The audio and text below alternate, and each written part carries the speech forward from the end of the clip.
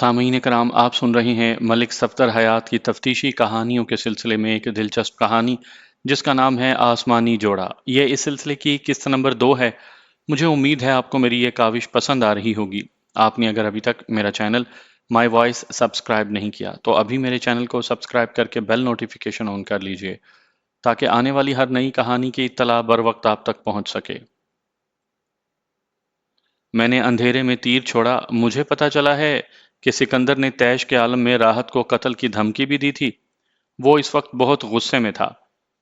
وہ بیٹے کی طرف داری کرتے ہوئے بولی، میرا تیر نشانے پر لگا تھا۔ میں نے چبھتے ہوئے لہجے میں پوچھا، یعنی سکندر نے واقعی قتل کی دھمکی دی تھی؟ وہ جلدی سے بولی، اس شدین کو یعنی سودائی کو رب جانے کیا ہو گیا تھا کہ سکندر کے سامنے بالکل گونگی بہری بن گئی تھی۔ وہ اس سے سوال پر سوال کر رہا تھا، پر اس نے تو چپ کا روزہ رکھ لیا تھا۔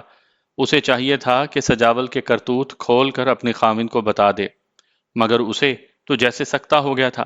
راحت کی خاموشی سے سکندر نے یہی مطلب نکالا کہ یقیناً سجاول نے اسے جو کچھ بھی بتایا تھا وہ سچ ہی تھا۔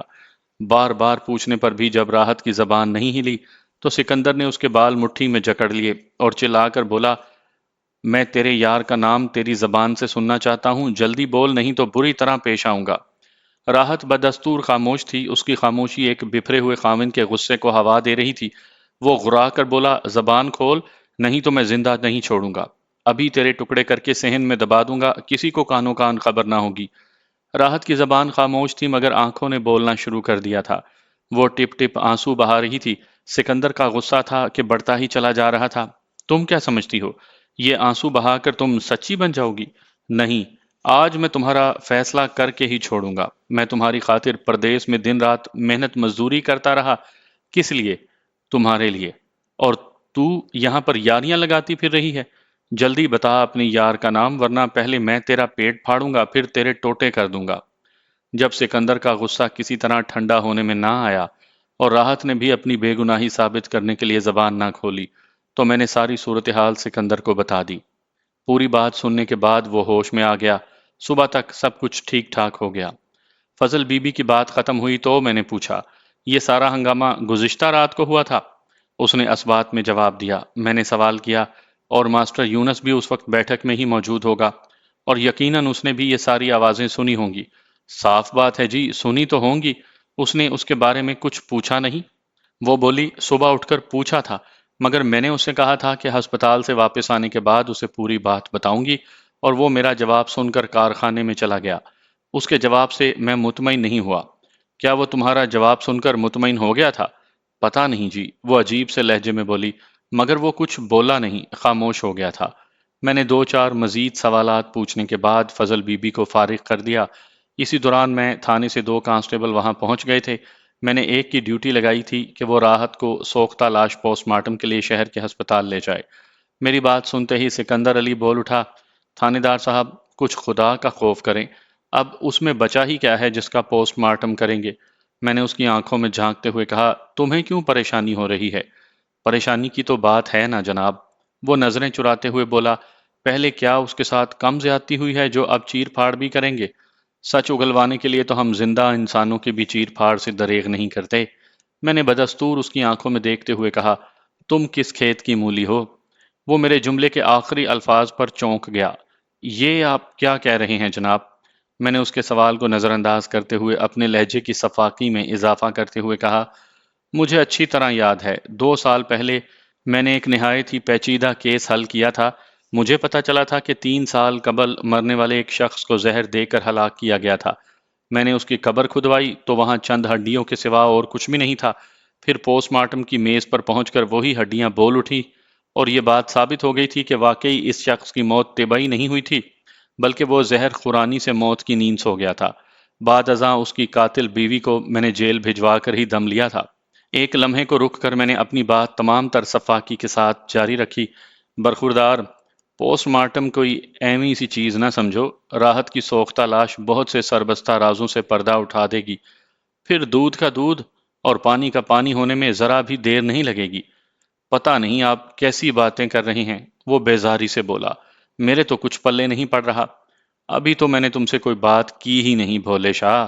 میں نے سر کو اوپر نیچے حرکت دیتے ہوئے کہا، تمہارے پلے کیا خاک پڑے گا؟ آپ کا مطلب کیا ہے؟ یہ تو تھانے چل کر پتہ چلے گا۔ تھانے؟ وہ حیرت آمیز لہجے میں بولا۔ میں تھانے کیوں جاؤں؟ تھانے تو تمہیں چلنا ہی پڑے گا، میں نے ایک ایک لفظ پر زور دیتے ہوئے کہا۔ تمہارا عزیز جان جگری یار تو وہاں پہنچ چکا ہے، اب تمہاری باری ہے، اور تمہارے بعد ماسٹر جی کا انتظار ہے، وہیں آرام سے بیٹھ کر باتیں کریں گے، کیا خیال ہے؟ وہ غصے سے بولا۔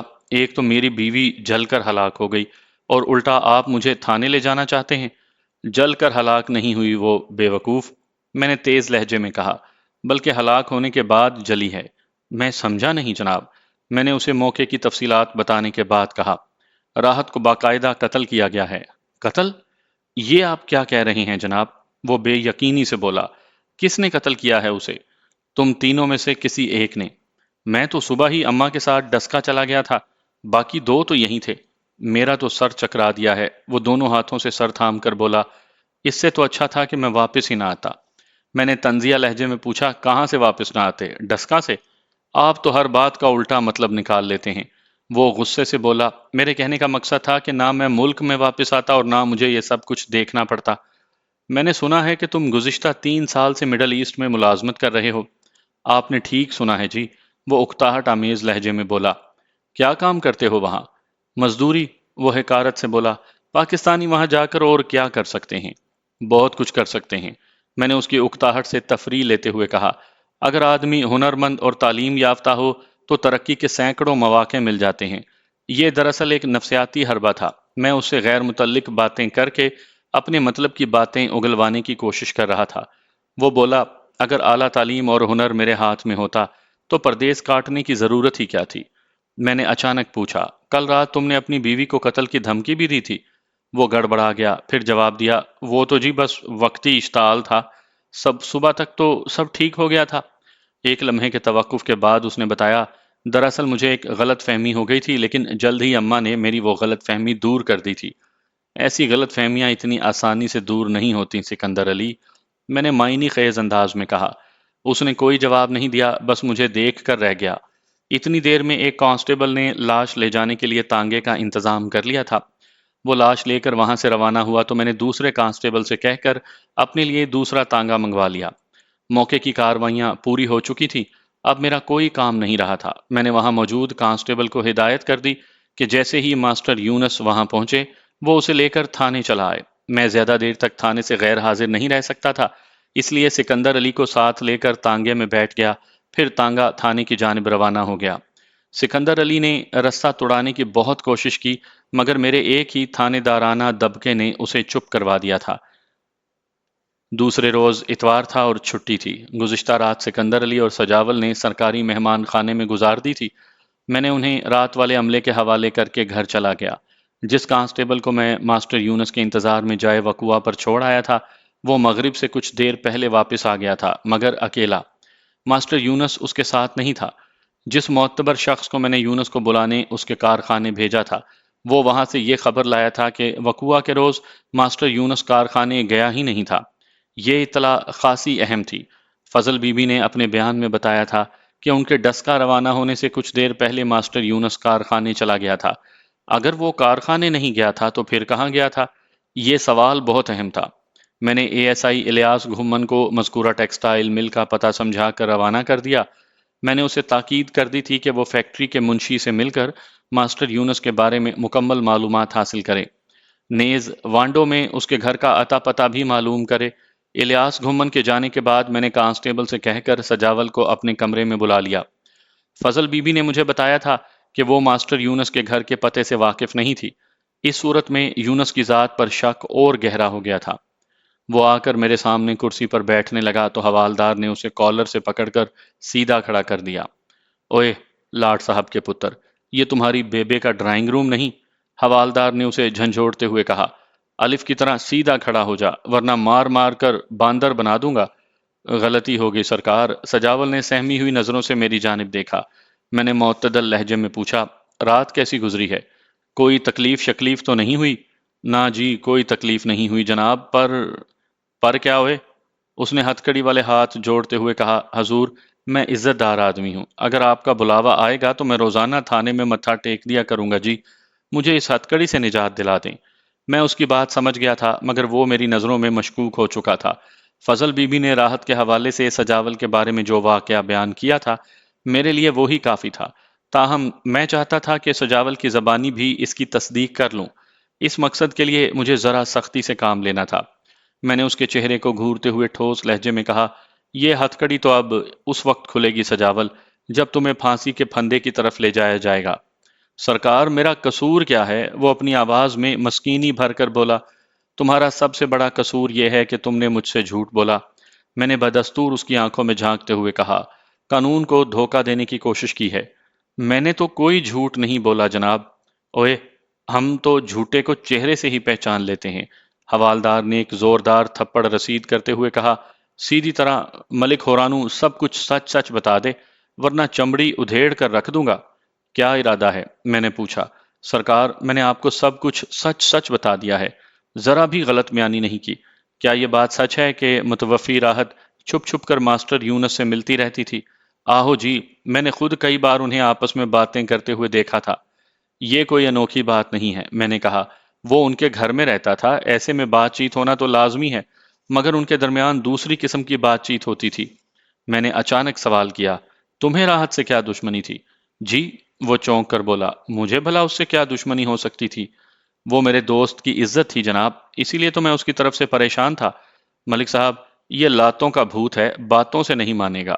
حوالدار نے لقمہ دیا، اسے ذرا میرے حوالے کریں، تھوڑی سی محنت کے بعد فر فر بولنے لگے گا۔ ضرورت پڑی تو ایسا بھی کرنا پڑے گا، میں نے کہا۔ فی الحال تو میں شرافت سے کام لے رہا ہوں۔ سجاول نے ملتجی نظروں سے مجھے دیکھا۔ تھانے دار صاحب، یہ ہتکڑی تو کھول دیں۔ سچ بولنا شروع کر دو، ہتکڑی ابھی کھل جائے گی۔ میں نے کہا، میں فضل بی بی سے تمہارے بارے میں ایک نئی کہانی سن کر آیا ہوں۔ خالہ نے آپ کو کیا بتا دیا ہے جی؟ وہ ایک دم سا پریشان نظر آنے لگا۔ اوے بدبختہ، تمہارے ماتھے پر خالہ کا نام سنتے ہی پسینے کی تریلیاں کیوں آ رہی ہیں؟ حوالدار نے اسے جھڑکا۔ وہ غیر ارادی طور پر پیشانی کو صاف کرتے ہوئے بولا، ایسی تو کوئی بات نہیں سرکار، بس ذرا گرمی شرمی ہے نا۔ تمہاری ساری گرمی تو میں ناک کے راستے نکال لوں گا بچو، میں نے غصیلے لہجے میں کہا۔ اگر اب تمہاری زبان سے ایک لفظ بھی جھوٹ نکلا تو سمجھ لینا کہ تمہاری خیر نہیں۔ اس نے ہراساں نظروں سے میری جانب دیکھا۔ میں نے سنسناتے ہوئے لہجے میں سوال کیا، راحت نے تمہارے منہ پر کیوں تھوکا تھا؟ یہ جھوٹ ہے، وہ کمزور سی آواز میں بولا۔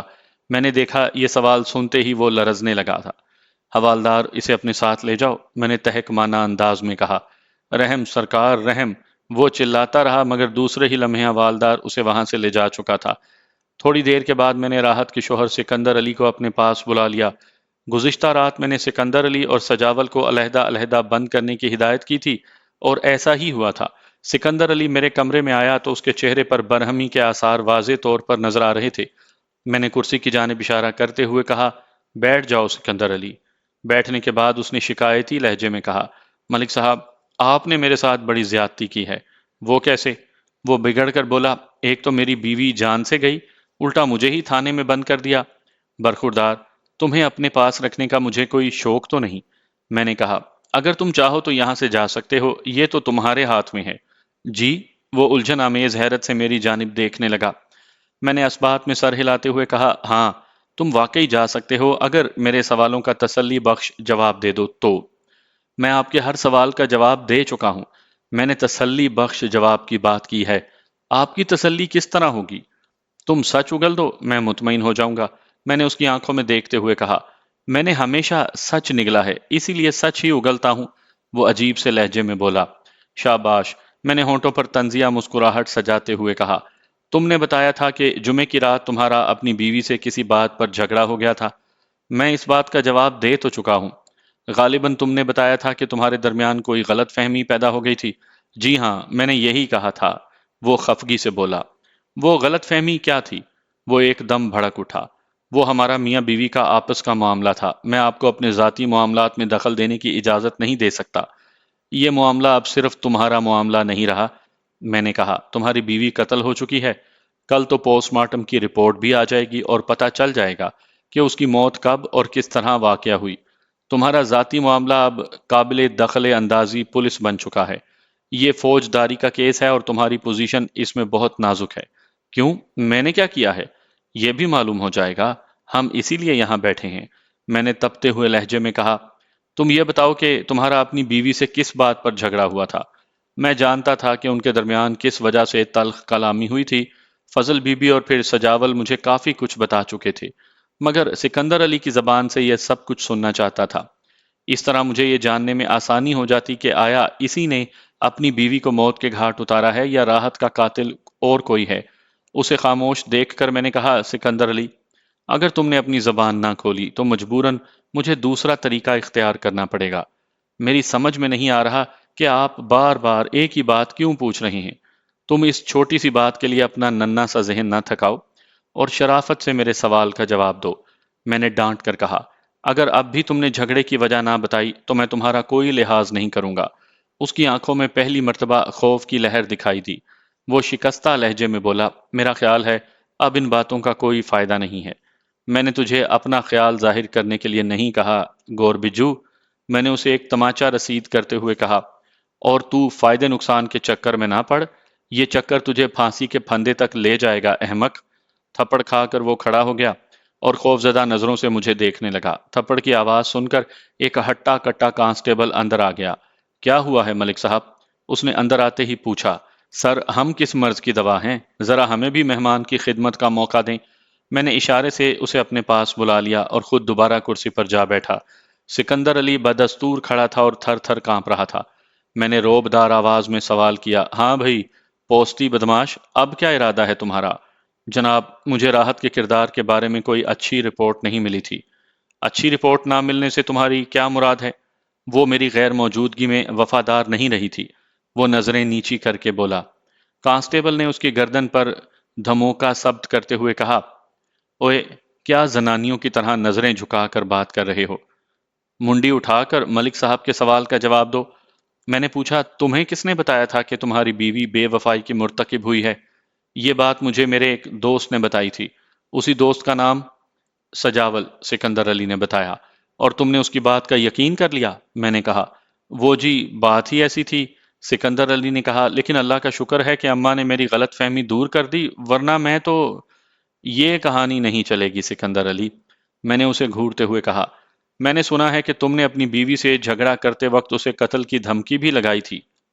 وہ تو جی میں نے اسے ڈرانے دھمکانے کے لیے کہا تھا، ورنہ میرا تو ارادہ تھا کہ اس جیسی بد کردار عورت کو اپنی زندگی ہی سے نکال دوں۔ اور پھر صبح ہوتے ہی تم نے اس سے چھٹکارا حاصل بھی کر لیا۔ وہ روحاں سے لہجے میں بولا، آپ کو میری بات کا یقین کیوں نہیں آتا؟ شرافت سے اپنے جرم کا اقرار کر لو سکندر علی، تم نے راحت کو کس طرح قتل کیا ہے؟ آپ کا دماغ خراب ہو گیا ہے تھانے دار صاحب، میں نے تو… اس کی بات ادھوری ہی رہ گئی اور کانسٹیبل کے زوردار ٹھڈے نے اس کی پنڈلی کا مزاج پوچھ لیا۔ سکندر علی بل بلا اٹھا۔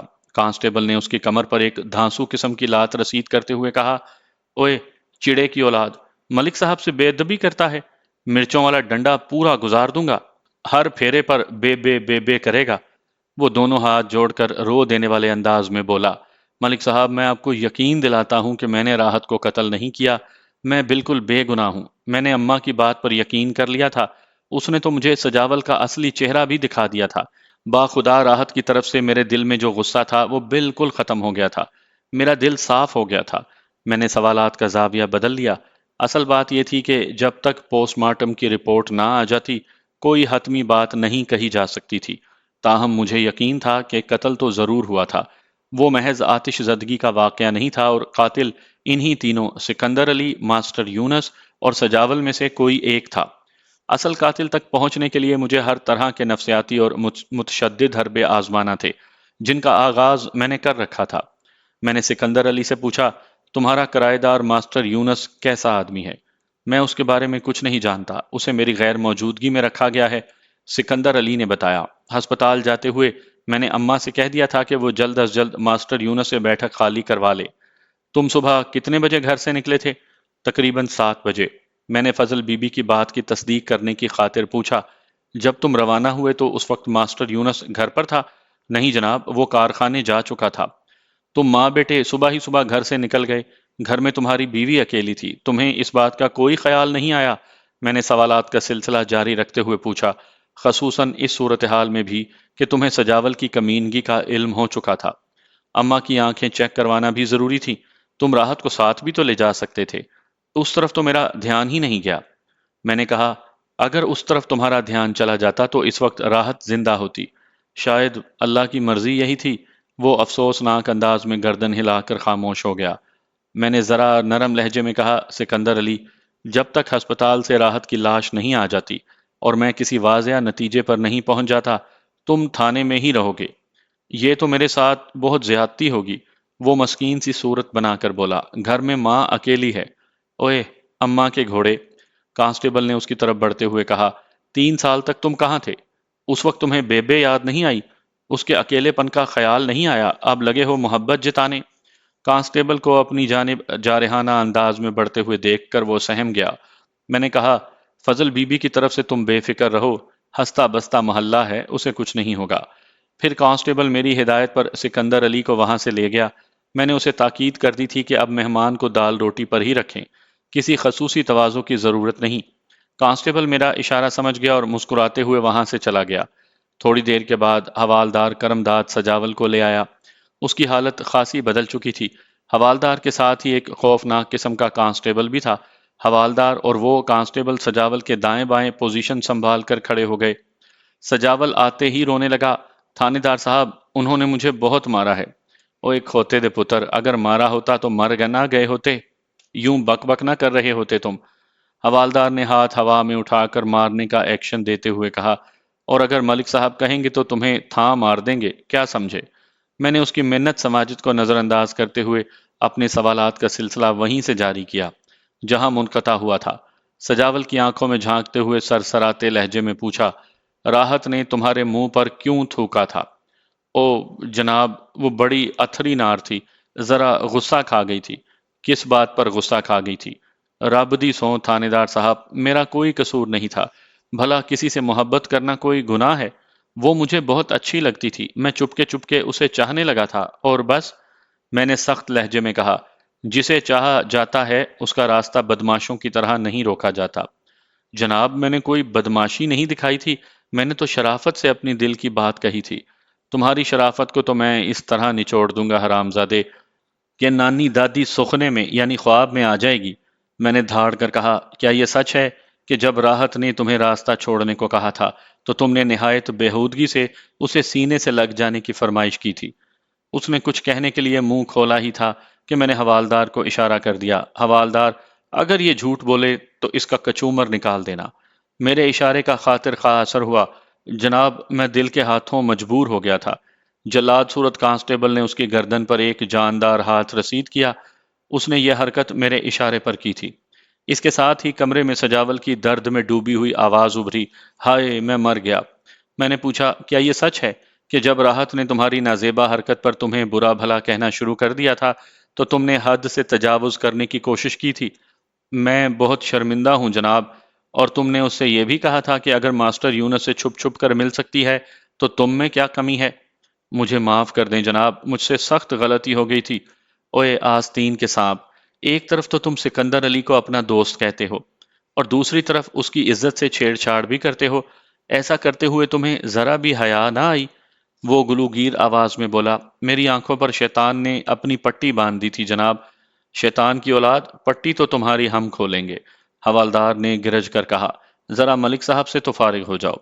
میں نے پوچھا، جب تم نے راحت کے ساتھ بدتمیزی کی تھی تو اس نے جواباً کیا طرز عمل اختیار کیا تھا؟ وہ ندامت سے بولا، اس نے مجھے جھڑکا تھا، گالیاں دی تھی اور بہت برا بھلا کہا تھا، اور پھر منہ پر تھوک دیا تھا۔ جب ساری بات آپ کو پتہ ہی ہے تو مجھ سے کیوں پوچھتے ہیں؟ اس نے کہا اور سر جھکا لیا۔ حوالدار نے اس کی ٹھوڑی کو جھٹکا دے کر اس کا سر اوپر اٹھایا۔ ملک صاحب، ادھر بیٹھے ہیں، ادھر۔ اس نے میری جانب اشارہ کرتے ہوئے کہا، ماں کے یار، بار بار نیچے کیوں دیکھتے ہو؟ وہ باقاعدہ رونے لگا، اب تو میں سچ بول رہا ہوں، پھر بھی اوپر سے مارتے ہیں۔ ہم اوپر سے ہی نہیں، ہر طرف سے ماریں گے، تمہارے وٹ ابھی پوری طرح نہیں نکلے۔ میں نے کہا، کیا یہ سچ ہے کہ تم نے اپنی بے عزتی کا بدلہ لینے کے لیے ہی سکندر علی کے کان بھرے تھے؟ اس میں آدھا سچ ہے۔ کیا مطلب ہے تمہارا؟ میں نے سوالیہ نظروں سے اسے گھورا، کیا پھر کوئی نئی کہانی شروع کرنے والے ہو؟ نہیں جناب، اب تو میں جھوٹ بولنے کا تصور بھی نہیں کر سکتا، مجھے زندہ رہنے کی خواہش ہے۔ اپنی بات ختم کرتے ہی اس نے دہشت زدہ نظروں سے حوالدار کرمداد کی جانب دیکھا۔ پھر آدھا سچ کیا ہے؟ وہ بولا، سکندر علی کو راحت کی بے وفائی کا قصہ سنانے کا ایک مقصد تو یہ تھا کہ میں اپنی تذلیل کا انتقام لینا چاہتا تھا، اور دوسری بات یہ تھی کہ راحت واقعی ماسٹر یونس سے محبت کی پینگیں بڑھا رہی تھی۔ میں نے چونک کر اس کی جانب دیکھا، پھر پوچھا، اگر تمہاری بات محض بہتان ثابت ہوئی تو یاد رکھو، میں تمہاری کھال کھنچوا کر نمک لگا دوں گا۔ آپ چاہیں تو مجھے جان سے مار دیں، وہ پر اعتماد لہجے میں بولا۔ مجھے اس کے لہجے پر حیرت ہوئی۔ میں نے کہا، میں ماسٹر یونس سے بھی تصدیق کروں گا، یہ نہ سمجھنا کہ راحت اگر مر گئی ہے تو کوئی تمہاری بات کی تصدیق یا تردید نہیں کر سکتا۔ اگر میری بات غلط ثابت ہو جائے تو میں ہر سزا کے لیے تیار ہوں۔ سزا سے تو تم ویسے بھی نہیں بچ سکو گے مامے خاں، میں نے اس کی آنکھوں میں جھانکتے ہوئے کہا۔ قتل بہت سنگین جرم ہوتا ہے، اللہ رسول کی قسم میں نے کسی کو قتل نہیں کیا۔ وہ میرے قدموں میں گر گیا، لیکن کانسٹیبل نے فوراً ہی اسے کندھے سے کھینچ کر کھڑا کر دیا۔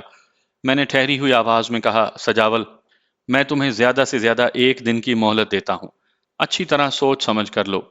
کل پوسٹ مارٹم کی رپورٹ آ جائے گی، اگر تم اقبال جرم کر لو گے تو میں تمہیں کم سے کم سزا دلوانے کی کوشش کروں گا، ورنہ پھانسی کا پھندا تمہارے سر پر لٹک رہا ہے اور کسی بھی وقت تمہاری گردن میں فٹ ہو سکتا ہے۔ اعتراف جرم کے بعد ممکن ہے تمہیں لمبی سزا ہو جائے، مگر اس صورت میں زندہ رہنے کی امید تو باقی رہے گی نا۔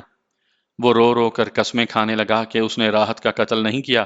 میرے حکم پر حوالدار نے لے جا کر اسے حوالات میں بند کر دیا۔ اے ایس آئی الیاس گھمن ایک سنسنی خیز خبر کے ساتھ واپس آیا تھا۔ اس نے کارخانے کے مالک سے تفصیلی بات کی تھی۔ مالک کے استفسار پر فیکٹری کے مینیجر نے ماسٹر یونس کے بارے میں جو معلومات فراہم کی، ان کے مطابق ماسٹر یونس کل یعنی وقوعہ کے روز کارخانے گیا ہی نہیں تھا۔ اپنے نہ آنے کی اطلاع اس نے 1 روز پہلے ہی دے دی تھی، یعنی وہ جمعے کے دن آخری بار کارخانے گیا تھا۔ نہ صرف یہ بلکہ اس نے مینیجر سے 3 روز بعد آنے کو کہا تھا۔ ہفتہ 26 جون اور پیر 28 جون کی اس نے چھٹی لی تھی۔ اتوار کی چھٹی تو تھی ہی، اس طرح مینیجر کے مطابق اسے اب منگل 29 جون کو فیکٹری آنا تھا۔ یہ اطلاعات میرے لیے خاصی ہنگامہ خیز تھیں۔ وقوعہ کے روز ماسٹر یونس کارخانے کا کہہ کر نکلا تھا، مگر اسے کارخانے جانا ہی نہیں تھا۔ پھر اس نے فضل بی بی سے جھوٹ کیوں بولا؟ میں نے فوراً فضل بی بی کو تھانے بلوا لیا اور اس سے یونس کی چھٹیوں کے بارے میں استفسار کیا، مگر اس نے اس سلسلے میں لا علمی کا اظہار کیا۔ اس کے بیان کے مطابق حسب معمول ماسٹر یونس کو پیر کی شام کو ہی آنا تھا۔ میں سوچنے لگا کہ ماسٹر یونس نے کمال چالاکی سے کام لیا تھا۔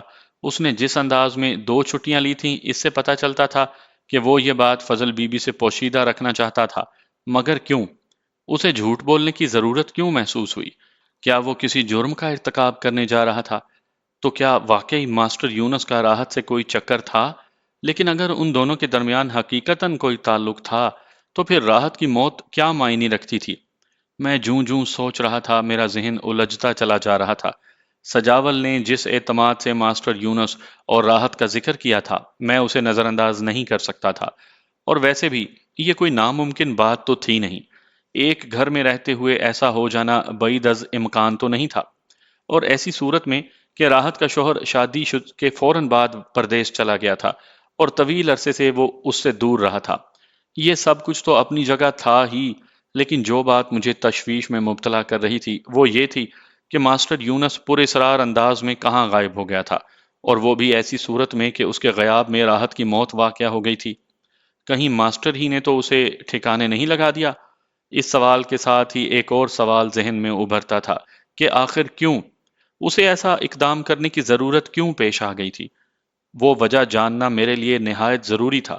ویسے اگر واقعی ماسٹر یونس ہی نے راحت کو موت کے گھاٹ اتارا تھا تو اس کی پلاننگ قابل داد تھی، لیکن ایک بات الجھن پیدا کر رہی تھی، یعنی ہفتے اور پیر کی چھٹی اس نے کس مقصد کے لیے حاصل کی تھی؟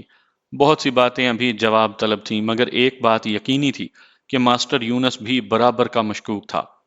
پیر کی صبح میں نے حوالدار کرمداد کو ماسٹر یونس کے گاؤں روانہ کر دیا تھا کہ معلوم ہو کہ وہ گھر بھی پہنچا ہے یا نہیں۔ پھر میں اپنے معمول کے کاموں میں مصروف ہو گیا۔